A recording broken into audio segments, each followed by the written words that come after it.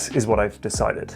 I'm starting a new series where I make a video game. One of the goals I've mentioned in a few videos now is working my game into a complete demo that I can put on. This is Little Laps, and I made it in about 30 days. But here's the thing: create some this game player is passives completely in different my from game, anything Gun Game. that I've If you ever don't done know, before. Gun Game is I a run my little roguelike indie shooter game where you studio fight in through the wave.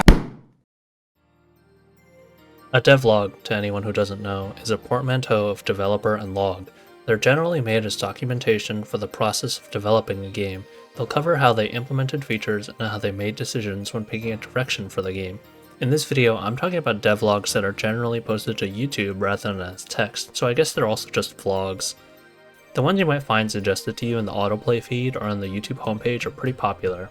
5,000 views, 10,000 views, 300,000 views, 2 million views. This is pretty enticing if you're a game dev, right? You know it's obviously not going to convert viewers one-to-one to buyers, but surely even a 10% conversion would make it worth it. And it's basically free advertising for your game. You're developing a game anyways, and now you just need to record it, talk a bit about it, and post it on YouTube. Well, if you look at the devlog for Mind Over Magnet and cherry pick the lowest viewed video, you'll have 28,000 views. Then look at the approximate owner estimations, and you can see the views just barely surpass the owners on the lower estimates. This is pretty good, it's almost one-to-one. Way higher than our arbitrary 10% of what we thought would be worth it. But remember, this is the best case scenario. We picked the lowest viewed video to compare to the estimations. This is about as easy as it gets to calculate a good ratio of views to benefit. The vast majority of the other videos have significantly more views. In those cases, the views eclipse the projected owner count.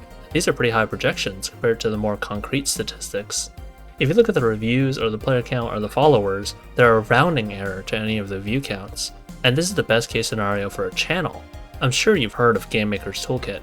1.71 million subscribers as of making this video, and their videos are about elements of game design. This is a non-devlog channel promoting a new game, so they're not working on the shakier foundation of making a new devlog channel trying to promote their own game. Let's compare this to a trailer for a game to get something of a benchmark. Expedition 33 had 823,000 views on the reveal trailer, and that translated to significantly more sales and a peak player count that's around 17% of that. Blueprints had 725,000 views on one trailer, and their estimated sales are nearly 1-to-1, and their peak player count is around 2% of that. These are both pretty big games, so let's go to a smaller one. Star of Providence has 1 million views on Donkey's release announcement. Taking the middle estimate so we aren't purposefully inflating our ratio, it's still 9% of the views to projected owners, but the peak player count doesn't match up, being only 0.1% of the total views. So why? How could a titan of a YouTube channel not manage to sway even 0.3% of their lowest view count final devlog into peak player count or sales? Are devlogs just worse trailers? I'm actually going to move away from talking about Mind Over Magnet specifically, since it feels like I'm making it sound like this is about them and not devlogs in general. I only use them since it feels like a safe bet they won't be financially affected by whatever I say, which is also why I'm not going to mention any other smaller specific devlogs. You'll just have to trust or check yourself, because I promise you, the vast majority of them I've seen follow the same trend, often ending up even worse. Back to the question of the video though, why? Well, the answer is pretty simple. What if I told you customers were not the people watching these videos? It's actually the developers. That's right, if you're a game dev watching this video after having seen some of those in your feed, you're the target demographic. The average customer of any game is very insulated from any news or process around it. Just look at Hogwarts Legacy. If you were online at the time of its release, you'd think there was a brigade of people ready to tear it down. But the charts for it? Over 10 million projected sales on all three estimates, and nearly 900,000 peak player count. This isn't me taking a jab at customers, but rather pointing out the obvious. Customers just want a fun game. Generally, they aren't even watching YouTube to catch every second of development progress for a game. Hell, look at Silksong players. They went insane instead and still showed up for the release day when it came. Customers just want a fun game, so for the devlogs, that only leaves people interested in the development process specifically. In that way, they are just worse trailers if you wanted to use them in that way. They target the wrong audience and take more time to make. But looking at it another way, devlogs are still valuable, just as the developers watching them instead of the customers.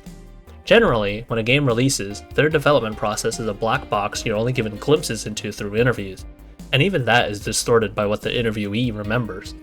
A devlog is a more detailed account of what happened at every step of the process, and in that way, it helps future generations of developers learn faster than ever. It's like every devlog becomes a game the viewer has gone through the experience of developing and releasing. And once the game is out, you, the viewer, get the power of hindsight to see what went right or wrong, and you can make different choices in your own game. This documentation-driven creation of devlogs is actually a trend you can see in other fields too once you start noticing it. The idea that people are guiding you to a treasure that they themselves do not possess, and it's why coaches exist without needing to win a World Series or other equivalent. You can find it in esports, video creation, writing, etc.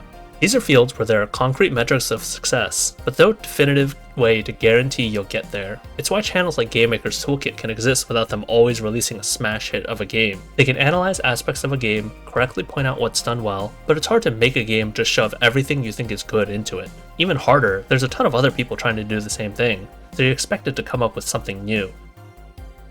This is also where the pitfalls of devlogs come in though. There's so many of them with tons of views and lots of enticing titles like, "This is the best choice I ever made for my game," or "How I improved this feature by 100 times.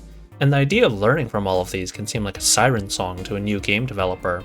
We should remember, just because it's in a popular video doesn't mean it's the right answer for your game. Take a look at any of the popular games in each generation and you'll find a decision that makes them stand out. These design decisions, not documented in any devlog, are what make these games the best of the best, and they're what define the best game directors that come to mind, like Hideo Kojima.